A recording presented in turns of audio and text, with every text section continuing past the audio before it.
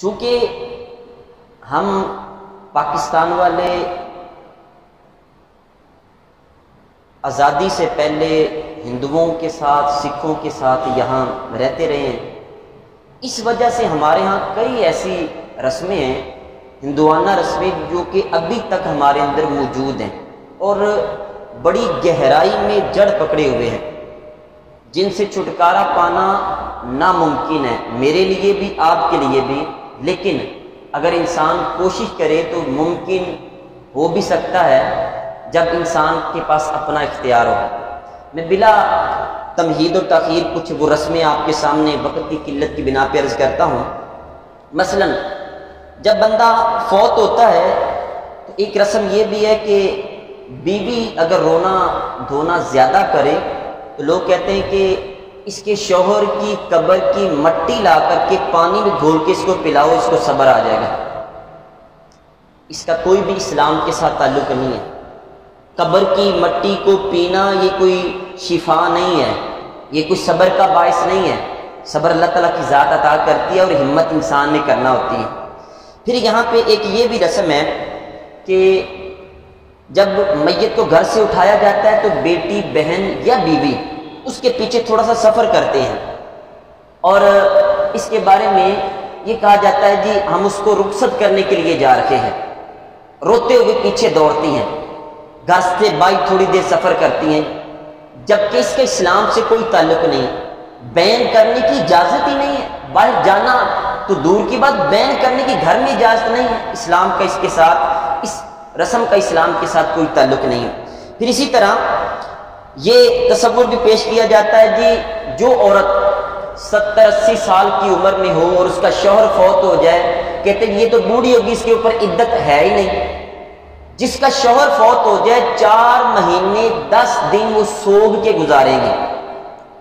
کہتے ہیں جی بوڑھی عورت ہوگی، اس نے عدت کون سی گزارنی، جبکہ اسلام کے اندر چاہے بوڑھی ہو چاہے جوان ہو سب کے لیے 4 ماہ 10 دن عدت گزارنا یہ ضروری ہے۔ پھر یہ بھی دیکھا گیا کہ جو معتدہ ہے، جو عورت عدت گزار رہی ہے، اس کو ایک کمرے میں بند کر دیا جاتا ہے، اور جب اس سے پوچھا جائے جا کے جی وہ عورت کہاں، جی وہ عدت میں ہے، وہ اپنی عدت گزار رہی ہے۔ کس نے کہا کہ کمرے میں بند ہو کے گزارنا ہے، اس کو باؤنڈ کرنا اس حد تک، یہ شریعت نے نہیں کہا۔ ہاں اس گھر کے اندر محدود رہنا، بناؤ سنگار نہ کرنا، سرخی پاؤڈر وغیرہ نہ لگانا شوہر کے سود کے لیے، اس کی اسلام اس کو حکم دیتا ہے۔ پھر اسی طرح ایک یہ بھی رسم دیکھی گئی کہ میت کے نیچے گندم چھاننی کے اندر ڈال کے رکھ دینا، یا یہ بھی دیکھا گیا ہے کہ نمک گڑ یا گندم اس کی چارپائی کے نیچے رکھنا، اس کا کوئی بھی اسلام سے تعلق نہیں ہے۔ یہ سمجھ لیں کہ بارڈر پاس سے جو رسمیں ہمارے ساتھ تھیں وہ ابھی تک جاری ہیں اور ان کے اوپر ابھی تک عمل یہ جاری ہے۔ پھر اسی طرح ایک یہ ہے کہ جب میت کو غسل دیا جاتا ہے تو اس وقت ہمارے یہاں واش روم اتنے بڑے نہیں ہوتے ہیں کہ میت کو وہاں بندہ اس کے اندر لے جا کر کے غسل دے، حالانکہ زندہ اگر وہاں غسل کر سکتا ہے تو مردے کو غسل نہیں دیا جا سکتا ہے، لیکن واش روم ہمارے چھوٹے ہوتے ہیں، ہم باہر گڑھا کھود کر کے اس کے اندر اس کا پانی گرانا یہ مناسب سمجھتے ہیں، حالانکہ وہاں گڑھا کھود کر کے پانی گرانا یہ کوئی ضروری نہیں ہے۔ پانی اگر زندے کا نالی میں جا سکتا ہے تو مردے کا پانی بھی نالی میں جا سکتا ہے۔ اچھا وہاں یہ دیکھا گیا کہ گڑھا کھودنے والے کے کندھے پہ ہاتھ رکھ دیا جاتا ہے،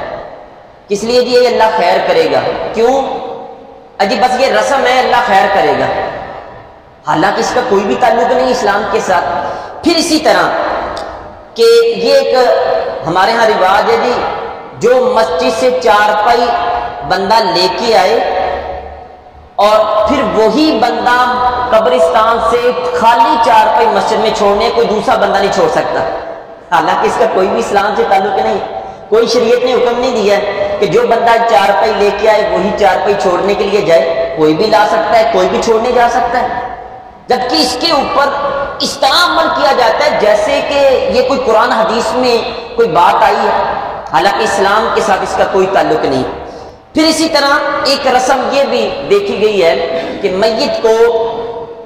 جب ہم چار پائے پہ اٹھا کر کے لے کے جاتے ہیں تو ایک فرد ایسا دیکھا گیا ہے جو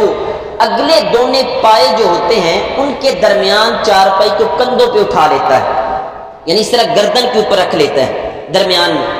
بالکل یہ جائز نہیں، علماء نے سختی سے منع کیا ہے، کہا ہے یہ کوئی بوجھ نہیں ہے، میت کوئی بوجھ نہیں ہے، یہ اعزاز ہے کہ چار بندے اس کو اپنے کندھوں پہ اٹھا کر کے لے کے جا رہے ہیں اور تم نے بوجھ سمجھے اپنی گردن پہ اٹھا لیا۔ اسلام اس کی اجازت نہیں دیتا، یہ بھی ایک کبیح اور غلط رسم ہے جو ہمارے اندر رواج پائی ہوئی ہے۔ اسی طرح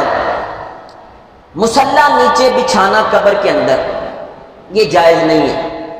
میت کی باڈی ڈائریکٹ جو ہے وہاں پہ اگر گیلی جگہ ہے، درمیان نیچے پانی ہے، ہمارا سیم والا علاقہ ہے،